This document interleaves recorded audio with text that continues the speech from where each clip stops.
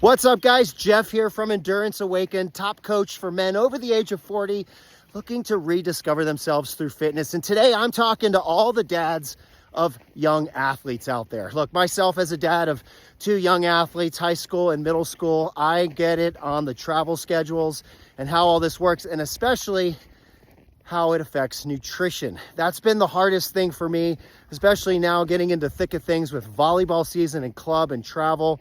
For my daughter, as a young athlete, we've been challenged with our nutrition. So today I want to share with you a few things that you can do right now, right away. A few tips and strategies to implement to make your eating so much easier. You know, we just had an experience this past weekend where we actually weren't allowed to bring in our own food. And my guess is that some of you have experienced this as well, where you're really forced to buy the food, overpriced food, high processed, high sugar, not good for you stuff. And that makes it really difficult. I personally went out to the car and warmed it up. And meanwhile, it was like single digits. It was freezing cold. Sat out there and ate my chicken salad out in the truck and watched some football on my iPad. It was playoff time and it was all good. But, you know, the point here is that we have to be strategic in what we do, especially when we are tempted or our hands are tied as what we can and we can't do. So the first thing that you're going to want to do is plan ahead. Okay, know that you're going to probably be spending a lot more time there than you thought, and you're going to want to bring food with you. Now, the challenge is what food, how are you going to bring it? Can you bring it in? Do you have to eat it in the car? What have you? Well, obviously you need to have a cooler.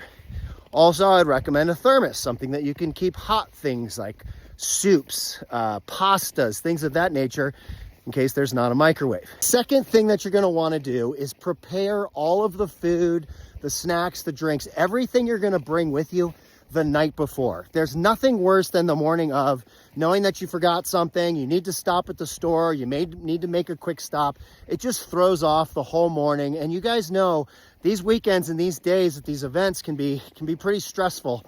So to have everything lined up the night before, packed in your cooler, packed in your bags and ready to go, so you can just grab and go in the morning, makes things so much nicer.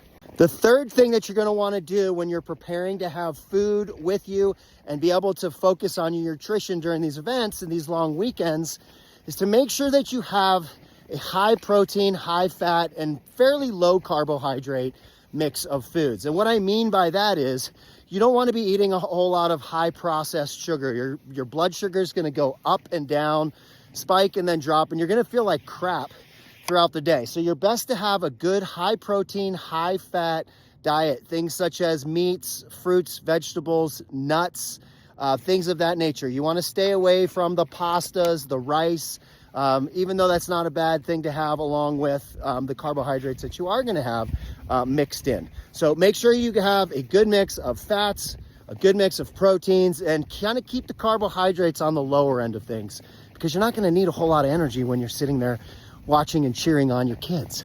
The fourth thing, and a lot of guys don't think about this, is the temptations. Being able to set your right expectations on where you're going to be. A lot of these events serve alcohol. It's definitely not something that you want to be getting into during the day at your kids' events. It doesn't help. It doesn't lead into anything. And when you're on the outside looking in, it actually looks pretty silly to see a whole bunch of grown adults sitting drinking beers at 11 o'clock in the morning or even earlier.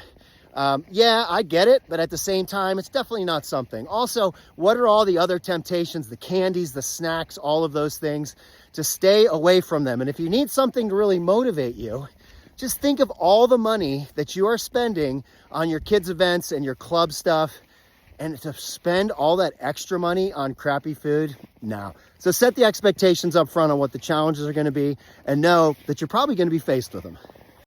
And the fifth thing to keep in mind when you're getting your nutrition ready, you're preparing your meals, you're getting everything set for a weekend so you're not tempted to get all the crap and buy all the crap and you're going to be eating well, is understand that you're human and it's probably not going to be perfect. You're probably going to slip up. You're probably going to grab that Snickers if you need to. Maybe you grab a coffee. But here's the thing. You're at least doing what you need to do to set yourself up for success. And that's really what it's all about, because things at the end of the day need to be sustainable. And if you're so strict on what you're eating, you're so strict on your timing and your workouts and everything that goes in to really rediscovering your inner strength through fitness is making sure that things are sustainable. So give yourself a little break, give yourself some space, and understand that it's not going to be perfect.